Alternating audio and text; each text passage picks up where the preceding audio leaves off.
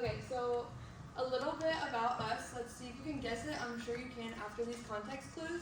But we're known for sustainability and outdoor clothing. We have a strong advocate for environmental activism and climate change. We encourage you to repair, reuse, and recycle your clothing or your products. And we were founded by a rock climber and he made a globally recognized brand. So I'm sure you can guess that we are Patagonia. And it was founded by Yvon Chouinard in 1973. Their headquarters are in Ventura, California, which is that bottom image right there. And then they specialize in sustainable outdoor gear and apparel. And they have their mission statement that they are known for we are in business to save our home planet. So some industry and market position. Right now they hold about a 2.8% of US outdoor equipment in the market share industry.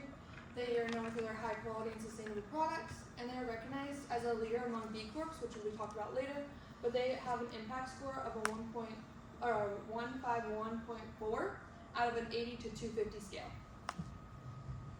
So their geographical presence and global reach, they have about 3,300 employees worldwide, 70 plus retail stores in about 6 continents, and they have their distribution center in Reno, Nevada, which is that bottom image, and their offices are in US, Japan, Europe, and South America, and they're active in 16 countries, prioritizing ethical labor practices globally.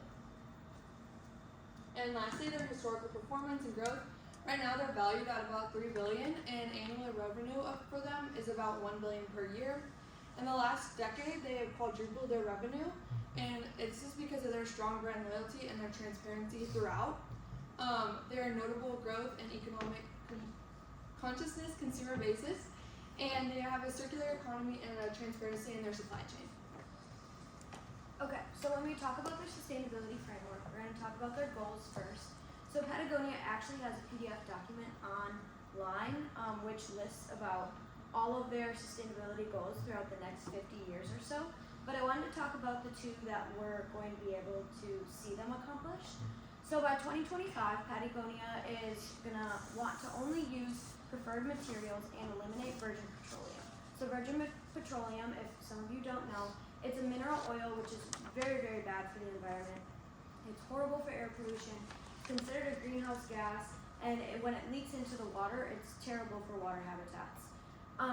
And they also want to have 100% reusable, home compostable, and renewable packaging. So a lot of their waste comes from their packaging through their transportation process, which is something that they're actively looking to eliminate. And by 2040, by 2040, they want to be net zero across the entire company in regards to carbon emissions, which has never been accomplished before, so this is going to be a huge accomplishment for them. Okay, for their CSR initiatives and ethical practices, Patagonia is one of the founders of the Fair Labor Association. This is a program that is actively looking to protect the rights of labor workers. So Patagonia goes through yearly evaluations of their labor practices to see how well they're doing within the Fair Labor Association. And these yearly evaluations are actually accessible to the public online, so the public is able to see how well they're doing as well. Also, more than 85% of Patagonia's products are made in fair trade certified factories. This means that the products that they are being made in are where their labor workers are safe and fair within their working conditions. They've made a huge leap within their fair trade certified factories. In 2014, they only had about 11, and now 85% of their products are being made in these factories, which is huge.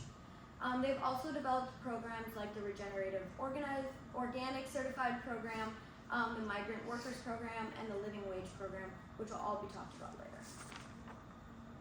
Okay, so for the UN Sustainable Development Goals, Patagonia is one of the best companies to look up to in regards to these goals. They follow 3 huge main goals, which include responsible consumption and production, and life on land, which go with their protection of their labor workers and also their waste management.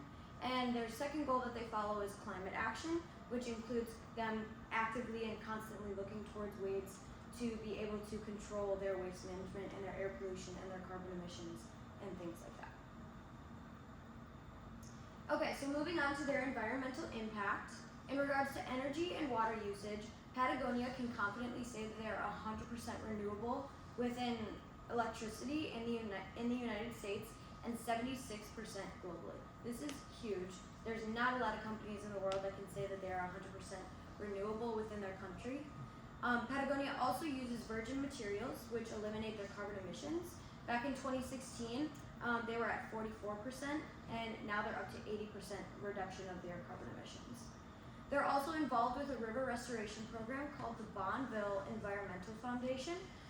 This is a program that provides funding to ranchers, farmers, and irrigators to be able to put water back into waterways after they've consumed it. They've also bought water restoration certifications, and Patagonia has been able to restore 8 million gallons of water in the past year. Patagonia is looking to increase their use of drop shipping to decrease their carbon emissions. Drop shipping is going and taking their products right from the factories and bringing them to distribution centers, which reduces that carbon emission during the transportation process. They also just recently opened a distribution center in Pennsylvania that reaches 95% of the states within 3 days. Usually distribution centers have a range of 811 miles, and they can reach other places within 4 to 5 business days. So this is really huge. They're also a member of the Zero Emission Maritime Buyers Alliance, which is where Patagonia can buy zero emission maritime fuel, which also reduces their carbon emission. Patagonia has also created Warnwear, which will be talked about later in the slides, and they use synthetic and natural fibers from pre-consumer and post-consumer waste. When we talk about their sustainable product development, they're using more than 31 different environmentally sustainable materials. A few of these examples include advanced denim, recycled fishing nets, bio-based polyester, natural rubber, and man-made cellulosic fibers. And also 9 different types of recycled materials, which include like recycled cotton, recycled rubber, and more. They also created the Regenerative Organic Certified program, which is where all of their cotton is being grown in a safe and sustainable way. All of the farmers that are included with this program are the best of the best. They're experts. They know how to safely grow cotton, and this is really huge for Patagonia as well. Moving on to the social impact, Patagonia is a leader in all sustainable business, and that doesn't stop at their community engagement. And so they have many initiatives such as the Patagonia Action Works, Warnwear, and many partnerships that they have. So going along with the Patagonia Action Works, this connects individuals with the grassroots environment organizations and allows people to connect with their community if they want to get hands-on experiences, volunteering, and things that they believe in. And then they have different events on the website, and you can sign up for the newsletter to receive information, especially things in like your area that you are interested in. And then Warnwear, this is something that they are highly known for, where you can wear your materials and then trade it in, and they will recycle them and then sell them back out or give them back out. And then this really promotes reusability and recyclability, and this gives a very good sustainable message to other people as they are trying to be leaders in sustainable business. And they also have many different partnerships, like Brooklyn said, they're part of the Fair Trade. They're Fair Trade certified, and they're part of the Fair Trade. And then they also have many conservation initiatives. So going along with the diversity, equity, and inclusion efforts, they are part of the they're Fair Trade certified, and they're also part of the Fair Labor Association. They really recommend inclusive hiring, and they promote that as well, and then equitable pay and employee resource groups. They believe that their employees are just as important as their consumers, and so they take really high responsibility for how they are treated, and so they have different programs that they can sign up for when they become employees, because apparel employees are one of the lowest paid people in the community, and so they have different babysitting programs that their children can go to when they work, and different financial aid programs. Alright, moving on to the economic analysis. Patagonia has really set the golden standard in sustainable business. For over 5 decades, they've proved to be one of the most successful businesses in the outdoor clothing industry. Looking at their external economics, they have a net worth of around $3 billion, and it generates about $100 million in profit annually. So this is revenue minus expenses would get you that number. And that money goes entirely towards sustainable goals. Moving to the internal side of their economics, they have an average hourly income of $15 for part-time workers. This bumps up to $30 for full-time workers, and then their average salary positions are around $50,000 a year. Patagonia is also a certified B Corporation. A B Corporation is basically a certification which holds you to pretty rigorous standards when it comes to fair and equitable business standards. And this is written by the B Labs organization.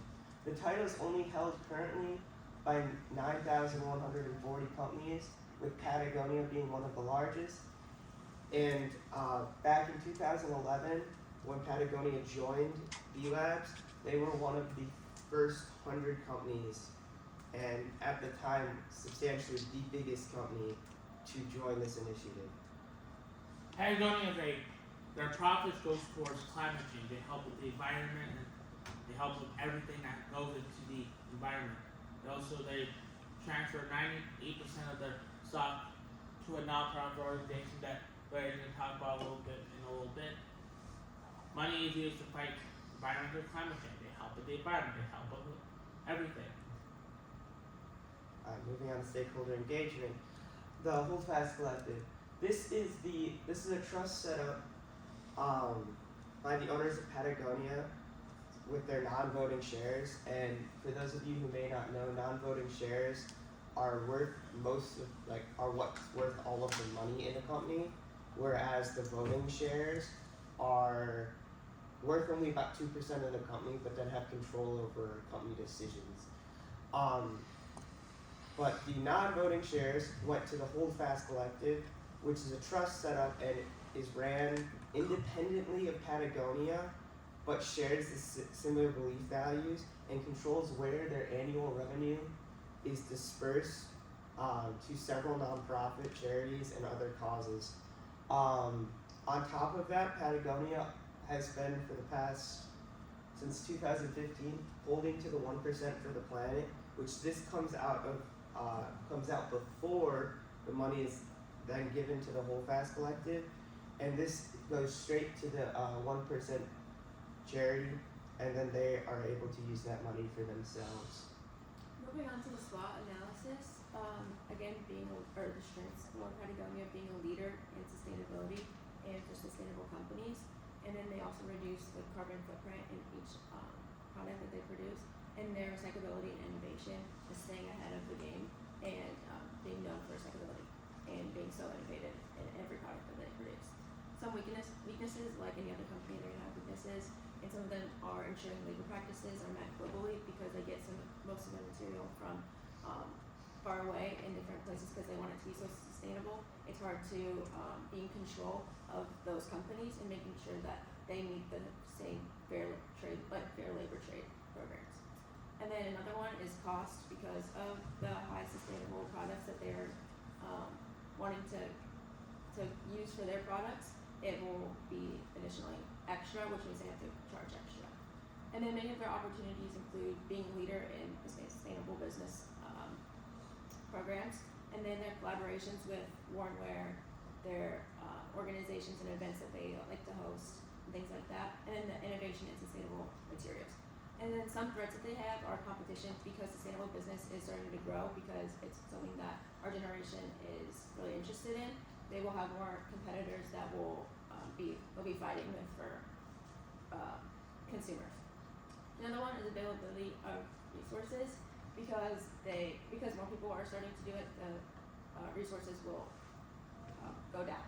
And then greenwashing allegations, again, because there will be more competition, there will be more greenwashing, which would then cause Patagonia's consumers to be wary of even Patagonia in their greenwashing.